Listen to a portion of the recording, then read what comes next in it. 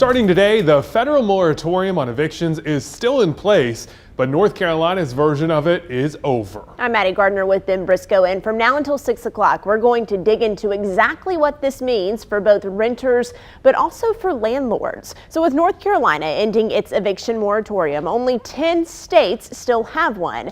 None of our next door neighbors and no one in the Southeast has a state moratorium.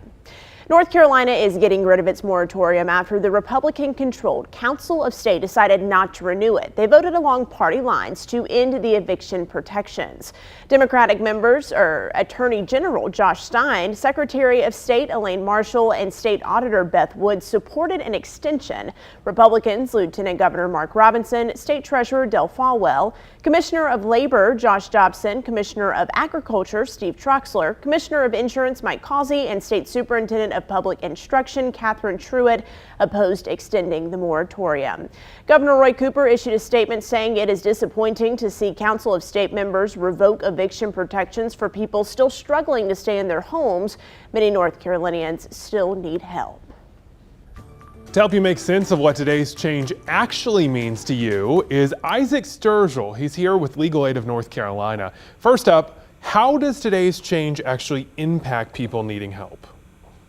Well, so the state moratorium, which was called Executive Order 171, was kind of a complement to an existing federal eviction moratorium, which is the CDC moratorium. So that federal moratorium is still in place. So those tenants still should be protected from non-payment cases through the end of July. However, the state law gave some additional protections that are now gone. For example, under the state law, if a landlord filed an eviction case against a tenant, they were required to give them a blank CDC form to help educate them about the federal moratorium. Landlords were required to notify the court if they received a CDC declaration back from the tenant, the declaration being the paper that the tenant signs to get protection under the federal law. And there were some other kind of extra procedural protections that tenants had under the state law that are now, as of today, are gone. So if people need that paper now, what do they do? When people, the CDC declaration, so the way that the federal moratorium works is they have to read the declaration, which is the piece of paper that explains what the qualifications are for protection under the federal moratorium. The tenant has to read that piece of paper, make sure that they qualify, that all the things on the piece of paper apply to them, and then they have to sign it and then deliver it to their landlord. Only then does the tenant get protection under the federal law. And let's take a look at that paperwork. We have a copy of it here. Tenants are only protected if they can say these 7 things on this declaration form are true: that they tried to get government assistance to help pay for rent, that they earn less than $99,000 as a single person or $198,000 as a couple, that they are unable to pay full rent due to loss of household income, that they are making their best efforts to pay partial payments at least. If evicted, they would be homeless, and they understand that they still owe the rent and may face penalties, late fees, and interest. And once the moratorium is over, the amount they owe in back payments is owed in full. Now, tenants all have to say that this is true, and then they have to find this document online, sign it, and give it to their landlords. A lot of talk there about how you owe the money when it's all done. What happens if you don't pay that? Well, so again, the state moratorium is over. The federal moratorium is extended through July 31st, the end of this month.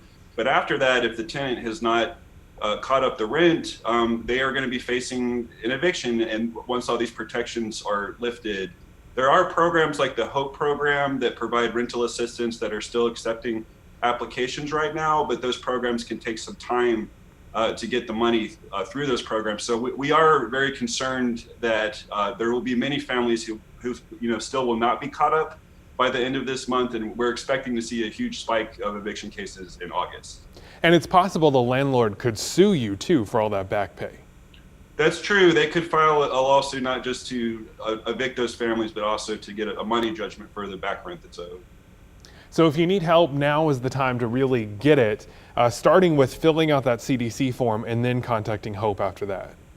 I think that's right. I think the earlier that people contact the HOPE program, you can look up the program online and apply online, but the faster people do that, the more likely it is they'll be able to get help before the clock runs out. And people are always, if people are facing an eviction and they want legal representation, legal aid is free for those people who qualify. So we do represent a lot of low-income tenants or families that are having trouble paying their rent right now.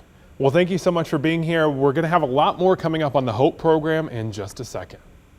Important information there. So the eviction ban has been in effect for more than a year, but it's helped plenty of people pay their bills. In the process, though, some triad landlords say it has jeopardized their livelihoods. Jim Ruth owns several properties. Now he's trying to get out of the business, saying the properties became more valuable to sell than they are to rent, with housing prices soaring and the evictions ban still in place. We had somewhere in the neighborhood of 100, 120.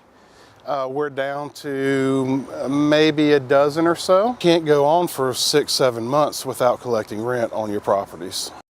The Biden administration says they are launching a campaign to prevent an influx of evictions. One of the biggest resources for people who are behind on rent is the HOPE program. They are still accepting applications from people who bring home up to 80% of the median income for their county. Applicants must rent their home and have lost income or a job because of the pandemic. They must also be facing financial hardship. There will be a priority placed on people who make less money. There are certain counties in the Triad that are not eligible for this round of the HOPE program, and that includes Guilford and Forsyth. That's because those counties have their own rent and utility assistance programs in place. The city of Greensboro has helped 1,000 households with rent or utilities. This money comes from a federal emergency rental assistance program, and the city just got another $7 million to hand out.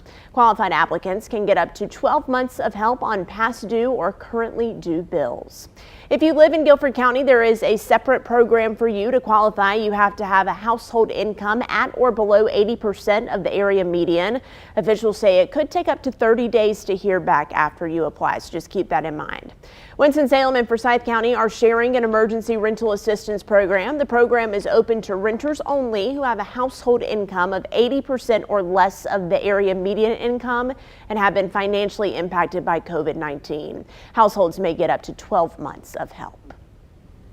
I think the important part here is that this is all really complicated with the changes, but there are people out there to help, like legal aid, they're there.